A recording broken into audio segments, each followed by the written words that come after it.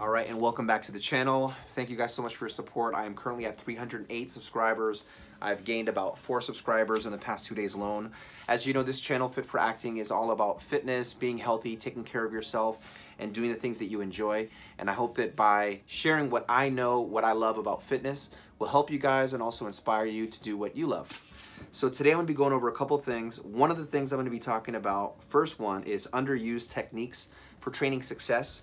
There's a saying back in the day, like who, what, when, where, how, all these different things. I'm going to apply that to training to show you something that you can apply yourself. So the first one is going to be the what. So you have a dream. Your dream doesn't mean anything until you make it a goal. When you make it a goal, it's something that you decide on. What do you want to accomplish? And then you can go into the SMART technique and have time-based. I want to get this done by this day.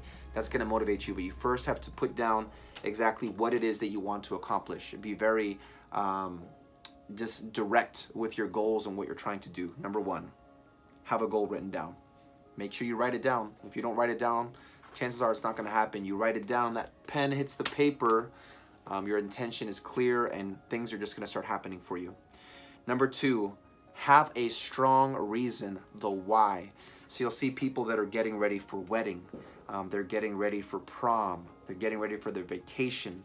They're getting ready for some kind of event, high school reunion, and they use that idea of that reunion or whatever's going to happen as motivation for them to do what they need to do when they wake up, before they go to bed, during their training. So you got to have that reason why. If you don't have a reason why, then you're just going to be floating. You're not going to be passionate about what you're doing. You need to have a reason why. The stronger your reason, the more likely it is to come true, the more effort you're going to put towards it. So make sure you have a strong reason. Who, remember, it's who, what, when, where, how. The who is going to be your support system. So specifically when it comes to support, this can be friends, online, through social media, personal trainers, family members, lots of different ways you can do it. Accountability, whether it's you holding them accountable or them holding you accountable. Knowledge, whether it's you sharing knowledge, and as a teacher, it's helping to reinforce those principles so that you can make them even more concrete and put them to use better. Or even having friends that you compete against. So you might have someone and they're trying to get in shape, you're trying to get in shape. You guys touch base once a month and you can see how you're doing as far as progress. If you're beating me, it's okay. You might give me some tips. I'll use your tips. Next month, I'm beating you. That's what you want to do when you have a network of people that are into your goal, being healthy, being fit, looking better. Accountability, knowledge, and competition. That's going to be the who. Now, the how is going to be, how are you going to do this, right? You're going to do research. You have so many resources nowadays. Years ago, it was just books and magazines, medical journals, which weren't as easy to get a hold of. Now you have a plethora of things on the internet where you can search books, magazines, videos, movies, documentaries, all teaching you about how to get fit faster, whether it's food, fitness, drugs, whatever it is. It's all online and most of it is free. Take advantage of that. Number two, or part of this, of the how, is using a notebook. There are bodybuilders like Frank Zane, where for years he used notebooks to write down his workouts. It is so key, so important for you to become successful so that you can know what brought you from point A to point B. So when you look, you can see, what do I need to adjust? If you don't write it down, you won't know. And a lot of times you don't write it down, you might skip 4 days without working out. That notebook is going to help you keep yourself accountable so that you stay on track. Another part of this how is testing out theories. A lot of times people will tell you things. Hey, you know what? It's really good to do push-ups right before you go to bed, right? Okay. You listen to what they say, you do research, see if there's any validity to that. You give it a try yourself. It may or may not work. You won't know until you try. If you try 100 things at once, it's going to be too many things. If it works, if it doesn't, you won't know. So to pinpoint exactly what is going to work better for you, whether it's through food or through training, through rest, you need to write it down and do one thing at a time and then evaluate. You know what? This doesn't work. This does work. And if it does work, you keep doing it until it doesn't work, and then you start mixing things up. But those are going to be some of the things that you can change. And like I said, you want to do it one at a time. And it's an easy way for you to get your how. And then I have another one right here. So these are keys that people don't really do. It's being consistent. A lot of times we might train hard, and sometimes it's too hard and we overdo it and we're so sore that we need to take a week and a half off from training and then we get back into it. But we're like dumb. We have amnesia. We keep making the same mistake. We either train too hard and make ourselves super sore, or we go 2 weeks without training because things come up, we get busy and we don't make it a priority, and then we feel bad, which makes us eat worse. There's all these different things that can happen, even hurting yourself too from training and not having good form. Maybe your body's balance is off because muscles are tighter than they should be because you haven't been training and you haven't been stretching. So these are things that you want to make sure that you're doing as you're getting back into training, especially those people that have been off the ball. This is going to get you back on. Being consistent, not overdoing it when you start. And then as you get into it and you get better and you create that routine, you want to look into progressive overload, where you're making things harder little by little so that your body is able to get into better shape. And I just put a couple things down here that would help you. Let's say we're doing chest, for example. You have incline bench, which is for the upper part of your chest. You have regular flat bench, and you have an exercise like flies, right? So what I can do from one workout to another, I can change the order of the exercises. Maybe I always start with incline. The next time I work out, I start with flies. If you change things up like that, it'll help to spice things up, make it harder for your body, because your body has to adapt. It's something that's different. It has to overcome it. In order to overcome it, it has to become stronger. And the more of a strain that you can put on your body progressively like that, it's going to cause your body to break down. And with the rest, the nutrition, it's going to build up. It's going to become stronger. And then as you become stronger, you're going to see more results.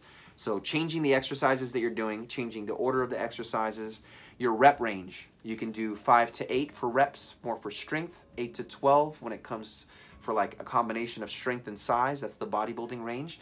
And then people do 12 to 15 or sometimes more when you're trying to just tone up, or you want to have more endurance, or you want to just switch things up with your training.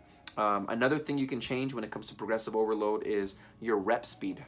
So you can practice training slowly with lighter weights, getting super pumped, squeezing hard. Then you can have days where you lift heavier weights, still controlled on the eccentric portion going down, but lifting up faster with heavy weights to be able to hit those fast twitch muscle fibers, and to help you with power, because power is going to be force, and speed, that's going to be power. So you want to make sure you switch it up so you don't get bored, so you get more results.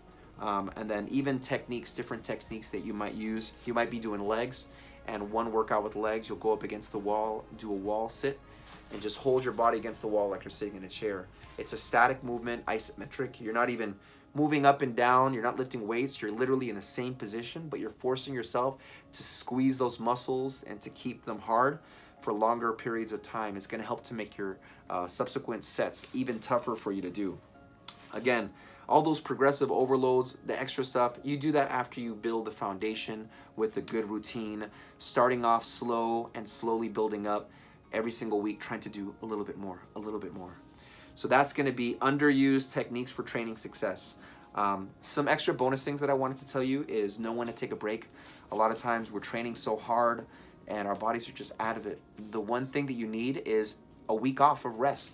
Don't be afraid to take off that week. I think sometimes we train so hard that we get burnt out, you know, with our bodies and minds. We're just out of it and we're just training, but we're not getting that success. We get to the point where we start relying on the same exercises too much and we're just not getting the results. And sometimes the break is a great break from you to get from training to let your body relax and recover, but it's a chance for you to also recharge your mind, to make you even more excited to get back into the gym, to train hard and to get results. As you know, if you're following my channel, I was hurt back last year, March of 2019. I got operated in June of 2019, and I couldn't work out for 6 months. And I had to go through the surgery, the recovery, sleeping on my back for months. It was very uncomfortable, but it lit a fire inside of me. It showed me how much I love training, how much I miss training hard, and I became even more focused on my recovery so that I could be my best self. And that's what I'm doing now, training. And again, doing what I love. This is the passion that I have, and I want to be able to show you guys. So I'm definitely enjoying life and doing what I need to do to get better and to help others get better. Another thing, using calisthenics, it's like something that's so overlooked. When Arnold started training back in Austria, he started training doing pull-ups on a tree, doing calisthenics, dips on a chair, push-ups, squats. These are things that you can do anywhere, anytime. There's different regressions you can do. So if you're really out of shape and you can't do a push-up, you can do it on your knees. You can do it on the wall, on a chair. There's different ways. Do not sleep on calisthenics. They are so important for your body. And having days where you don't do any workouts with weights and you do calisthenics, it's going to help you have just better trainings overall, help you stay in shape, help to protect your joints, and make your body functionally strong. When you're laying down on a bench, you can lift 500 pounds with your chest, but maybe doing a push-up because your core is not as strong, it's going to be a lot harder for you. Make sure you can do both, the heavy weights and the body work. It's so important, like I said, keep you healthy, keep your joints strong, and to keep you getting results. Don't be afraid to use calisthenics also between your sets, or maybe on your off day. Don't be afraid to bust out 50 push-ups, 100 squats on your off day, just to keep your body moving, keeping yourself interested in what you're doing. Another thing, back in the day, they used to do full body training. I've done things like this before where I'll do legs first. So I'll do, say, a set for legs. That's the biggest body part. The next set is going to be for the back. That's the second biggest body part. Then you have your chest. Then you have shoulders. Then you have triceps with 3 heads. Biceps, 2 heads. Then you have your abs. So that's a full body training. You can do 1 set of each, or you can do 3 to 6 sets of legs, 3 to 6 sets of back, and go that way. Those are definitely good to make your body functional, so you're not just compartmentalizing like just chest and back, doing all the bodybuilder stuff, but actually having something that shows you how to use all your body in unison. Another thing is using bands. When I got hurt, I went to Puerto Rico. I was there for a couple of weeks and spent time with my family, and I had my bands, so I couldn't work out, but I used the bands wherever we went so that I can do the exercises for external rotation, internal rotation, doing back rows. And believe it or not, having those bands and using them, it helped to keep the training on my mind, help me to continue to do the exercises so that my body can remember, help me with recovery, just help me with everything, with muscle control, mind-muscle connection. Bands are an underutilized piece of equipment that more people should use, and I feel like it's one of those things that'll keep you safe, help you keep getting more results, keep it so that you're not bored, and it's very inexpensive. So if you can't get a gym membership or it's not safe for you to go, look at investing in some bands so that you can use that for your training, like I said, to get results. Another thing that's underutilized is practicing posing. Bodybuilders look amazing when they finish a show. Part of the reason is they did so much flexing up on stage. It helped to have better tie-ins between their muscles so that they actually flow and they connect. And they look really good because they pose. So the more you pose, the better you're gonna look, even if you don't compete in a bodybuilding competition.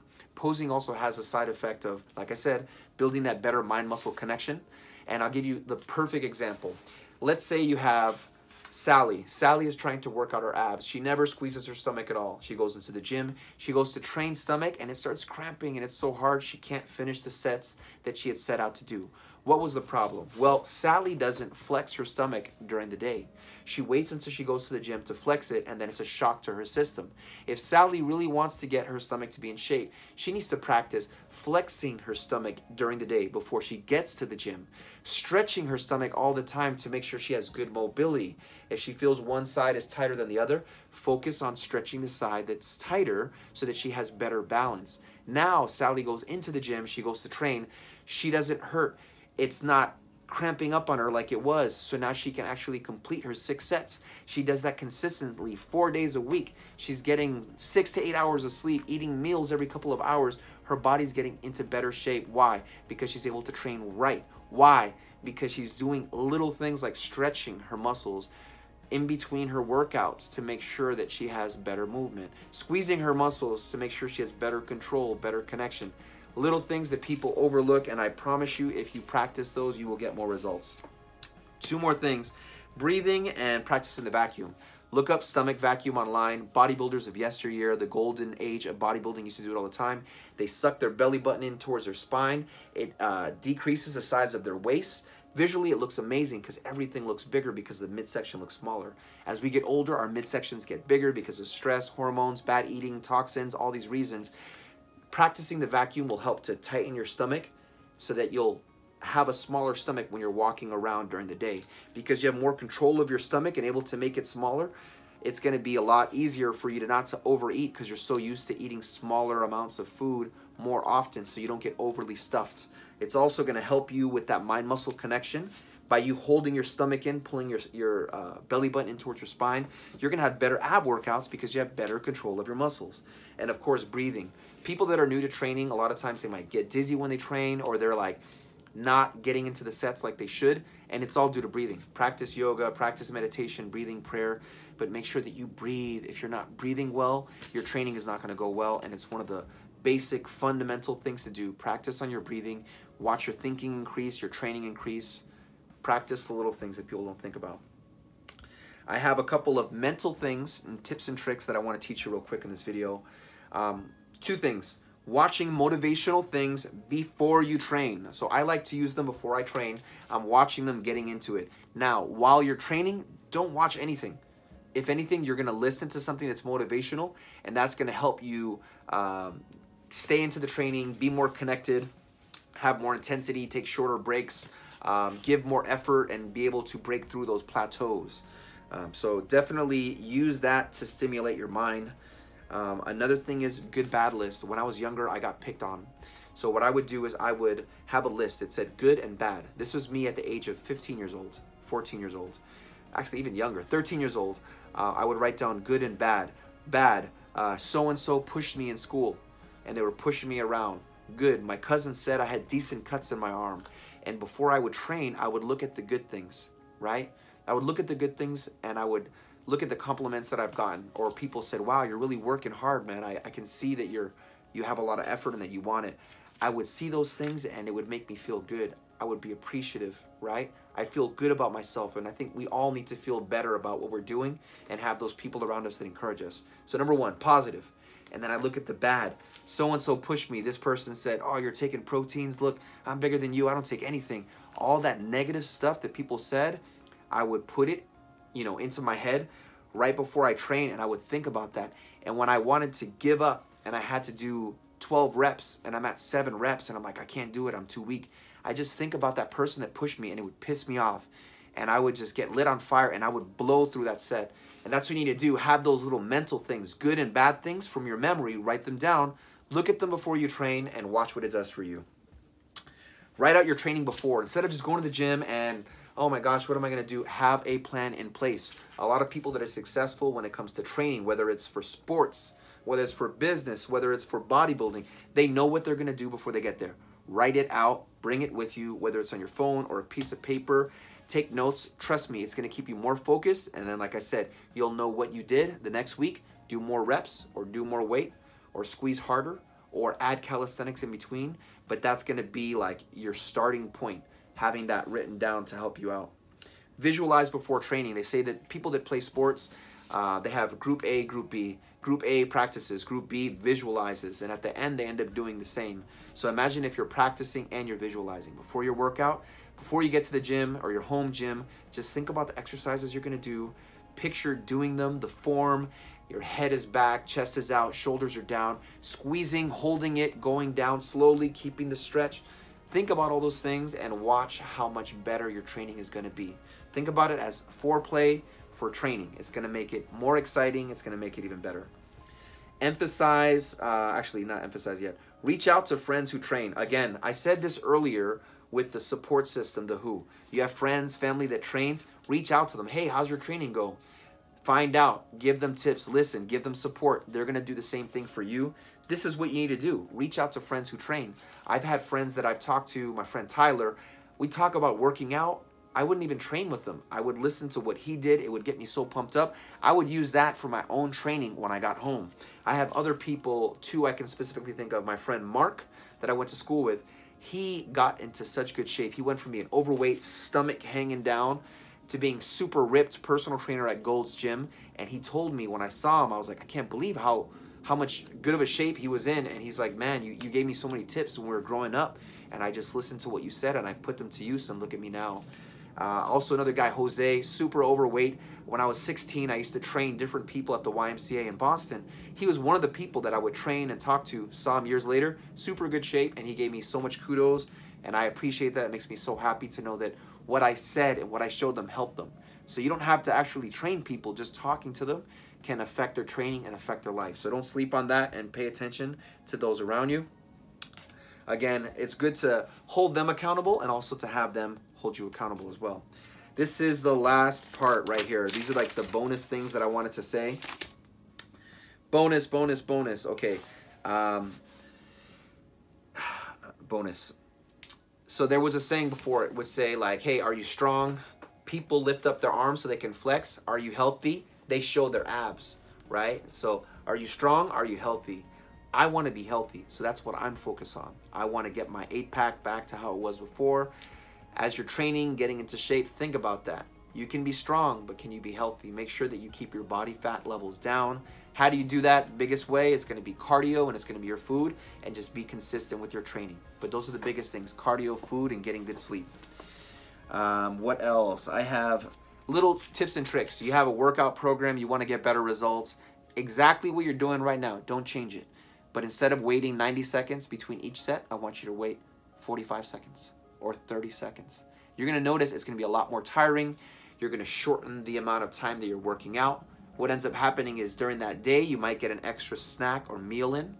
And over the week, that protein, those carbs, fats, vitamins, minerals, it's all going to help you to recover more, and you might end up getting better results from having a little bit more nutrition and a little bit less time training. So that could be one of the tricks for you. It'll also help you to burn more body fat, to have shorter rest times between sets.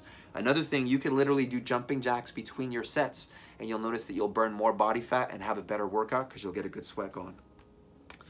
Also, completely change it up. I had a personal trainer who had me write out exactly what workout I did. Then he had me do another workout that was completely different from that workout, and I had a great time. And I think that sometimes we do the same training too much, and it's like we're just so used to doing it, but we're not getting results from it. It's a waste of time. You need to not be afraid to change things up. If it's not working, change it up. And if you completely change things up, you might be surprised, you know, how much good results you're going to get. Another thing is emphasizing the stretch and the squeeze. If you are a person that has problems growing their legs, your calves are not growing, well, I want you to practice squeezing the hell out of your calves, whether that's on non-working out days or during your training or after your training. But I want you to practice squeezing the trouble muscle group that you have and see how it changes as far as your training and your results, just from practicing that squeezing of that muscle group. Also stretching. If you're a person that says, man, my hamstrings are really bad, you know, I can't get them in shape, it's hard for me. How much are you stretching them? Chances are you're probably not stretching them like you should, because you're not stretching them. They don't have that flexibility, that mobility. So it's harder for you to activate the muscle fibers when you're doing the movement because it's not completely being done. Or at that stretch position, your body is not comfortably able to flex the muscle to activate it so that you can engorge that muscle with blood, stretch out the muscle, cause the damage that's going to use the nutrition and the recovery, water, sleep to build it up and make it stronger to help you to adapt. So focus on stretching and squeezing those troubled body parts. And I promise you, you will get some results in. And the very last thing, I'm a personal trainer. I do training through Zoom as well. If you want to get training, let me know. Talk to me through Instagram and I'll work out something with you. But here's the goal for all of my clients. This is what I want you to do. I want you to be able to train to get pumped. That is the goal of training. Get pumped, number one. Number two, get sore. If you're not getting sore, you're not causing damage. If you're not causing damage, your body doesn't have to adapt. You're not going to see results. You need to get sore, okay? Number three, get stronger, right? And then that's not stronger for everyone. It's good to get strong, but there's different types of strong. You have getting stronger, better balance, more power, which is force and speed. It's going to be your strength times speed. That's your power. Endurance, being able to last longer, and just being overall more functional. You can be strong, but if it comes to like doing pull-ups, jumping over a fence, you can't do that. What's the point? It's better to be strong, all of those things, and functional so that you actually live a better life without getting hurt, okay? And last but not least is get results. I used to tell people, if you're training with a good trainer, you're gonna feel the results in 2 weeks, you're gonna see the results in 4 weeks, but you got to be patient. And that's the thing, you got to be patient. If you have everything in place, you got your plan, you're working with some good people, you stick to the plan. Stick to the plan. In 2 weeks, you're going to feel it. You feel it before you see it. 4 weeks, you're going to see it. I promise you, you're going to see it if you're doing the right things. And then just to recap real quick, goal, get pumped, get sore, get stronger, be patient, get results, okay? And if you're trying to get in shape and lose weight, lose body fat, remember, it's not all about the scale. I want you to look at, how do I feel? How do I look? Look in the mirror, right? Then you can worry about inches gained or inches lost and the weight on the scale and doing things like body fat measurement. But I want you to focus on how you feel and how do you look. The mirror can tell a lot. And don't think you have to lose a ton of weight, because if you're 300 pounds and you're overweight and you gain 50 pounds of muscle, you lose 50 pounds of fat, you weigh 300 pounds, but you look way better and you feel way better. So really focus on feeling good and everything will come into place. I hope you guys like this. This is something really quick that I wrote up. Again, I appreciate you guys, 308 subscribers. I'm on Instagram as well. Check me out. I'm about to hit 1,500. If you have any questions about training, make sure to hit me up through Instagram, Fit for Acting. If you want to get trained by me on Zoom, let me know through Fit for Acting as well. Write me a message. We'll work it out. And I hope you guys enjoy this. This is different from our regular videos. And this is a 26-minute video. Can you tell that I love what I do? Anyways, guys, love you guys. Have a great night, and I will talk to you guys later. Peace.